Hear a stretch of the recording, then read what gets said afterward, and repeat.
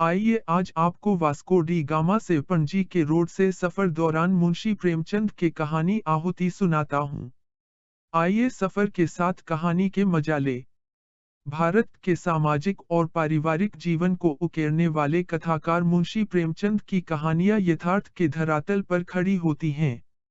आहुति एक ऐसी ही कहानी है जो एक स्त्री के निस्वार्थ बलिदान, सामाजिक दायित्व और आत्मसम्मान की बारीक परतों को खोलती है। यह कहानी केवल एक घर की नहीं, बल्कि उस समूचे स्त्री समाज की व्यथा है, जो हर दिन अपने स्वप्नों की आहुति देकर संसार को संवारती है।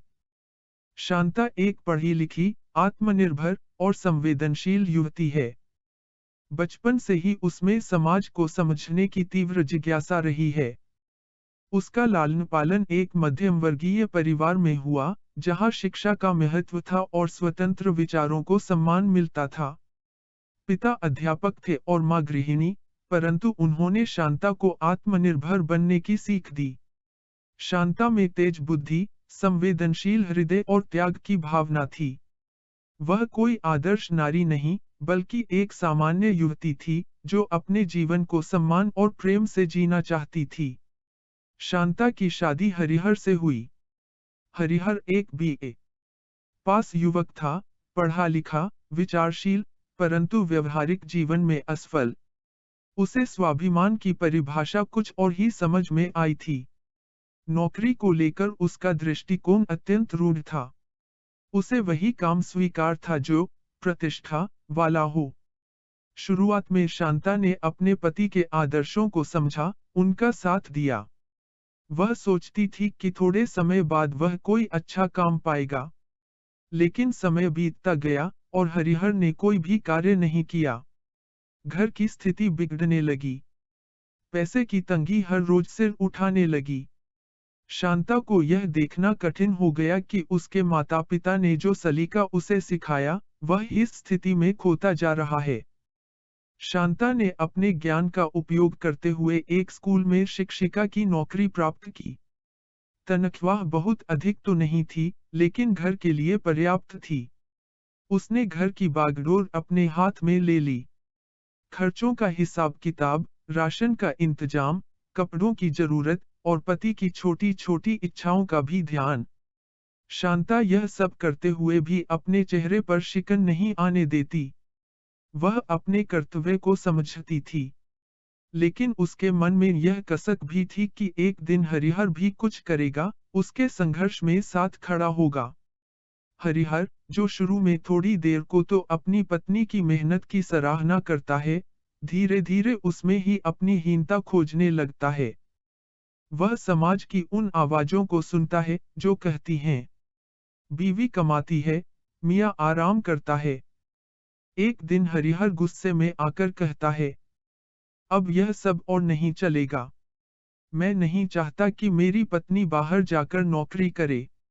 लोग क्या कहेंगे? शांता चुपचाप उसकी बात सुनती है।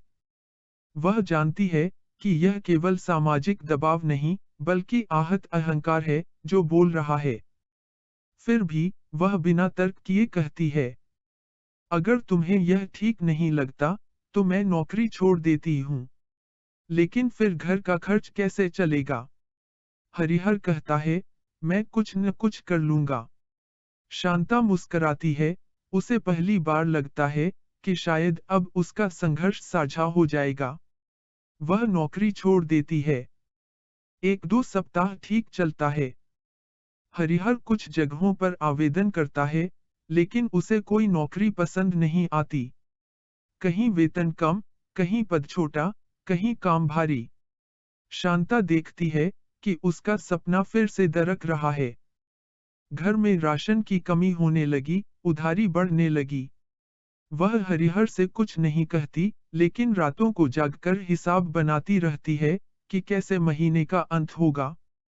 फिर एक दिन वह चुपचाप पुराने विद्यालय में जाकर पुनः काम मांगती है। उसे फिर से नौकरी मिल जाती है, यद्यपि वेतन पहले से कम होता है। अब शांता को बाहर काम करते देख पड़ोसी, रिश्तेदार और समाज की आंखें उठने लगती हैं। बिना नौकरी के पति के होते हुए भी औरत बाहर जाती है। ये बातें उसके कानों में पड़ती हैं। पर शांता अब इन बातों से ऊपर उठ चुकी थी। वह जानती है कि जब पेट की आग जलती है, तब समाज की बातें केवल शोर बनकर रह जाती हैं। इस बीच हरिहर का व्यवहार और भी रूखा होता जा रहा था। वह शांता से बात कम करता, ताने अधिक देता। तुम्हें तो यही पसंद है ना, बाहर जाना, पराए मर्दों से बात करना। शांता इन अपमानों को भी चुपचाप सहती रही। इसी बीच शांता की माँ बीमार पड़ जाती हैं। पिता पत्र लिखते हैं, कुछ दिन के लिए आ जाओ। माँ तुम्हें देखना चाहती हैं। शांता माँ की सेवा करना चाहती है, पर वह जानती है कि अगर वह गई तो घर कौन संभालेगा। पति अकेले घर चला नहीं सकता। पैसे की व्यवस्था भी नहीं है। उसके भीतर एक घमासान होता है। एक ओर माँ का प्रेम और कर्तव्य, दूसरी ओर यह घर, जो उसके ही सहारे चल रहा है। अंततः वह माँ के प्रति अपने प्रेम की आहुति दे देती है। वह पत्र में लिखती है, माँ को मेरी ओर से प्रणाम कहना। मैं जल्दी ही आऊंगी, पर अभी नहीं जा सकती। कुछ ही दिनों बाद शांता तेज बुखार से पीड़ित हो जाती है। हरिहर को मजबूरी में उसकी सेवा करनी पड़ती है। वह पहली बार देखता है कि यह औरत, जिसे वह अब तक केवल एक कमाने वाली समझता रहा, कितनी दृढ़ है, कितनी सहनशील है। शांता बिस्तर पर पड़ी रहती है, और हरिहर पहली बार रसोई में जाता है, बाजार से सब्जियां लाता है, और अस्पताल में डॉक्टर से दवा ले आता है। इन दिनों में हरिहर के भीतर कुछ टूटता है।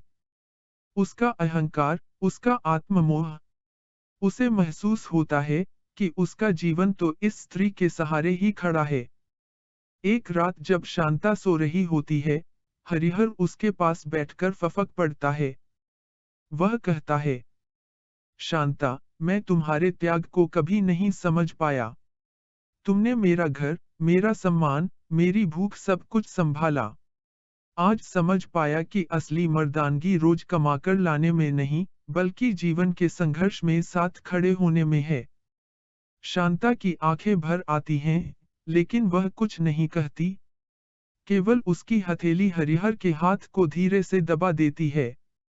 शांता की आहुति केवल उसकी नौकरी या माँ के प्रति दायित्व का त्याग नहीं था, बल्कि अपने आत्मस्वाभिमान और व्यक्तिगत इच्छाओं की बलि थी, ताकि वह अपने परिवार को बचा सके। यहाँ इस कहानी में प्रेमचंद यह दिखाना चाहते हैं कि नारी केवल एक निरीह प्राणी नहीं है, वह धैर्य, सहनशीलता और त्याग की मूर्ति है। उसका मौन बलिदान एक संपूर्ण समाज को दिशा दे सकता है। आहुति केवल एक कहानी नहीं, बल्कि एक चेतावनी है। उन सभी के लिए जो स्त्री के त्याग को उसकी कमजोरी समझते हैं। यह कहानी प्रेमचंद की लेखनी की पराकाष्ठा है, जो सहज शब्दों में गहरी संवेदना और सामाजिक यथार्थ को उकेरती है। यह कहानी को अंत तक सुनने के लिए धन्यवाद। कहानी कैसा लगा अवश्य कमेंट। वीडियो पणजी पहुंचने तक जारी है।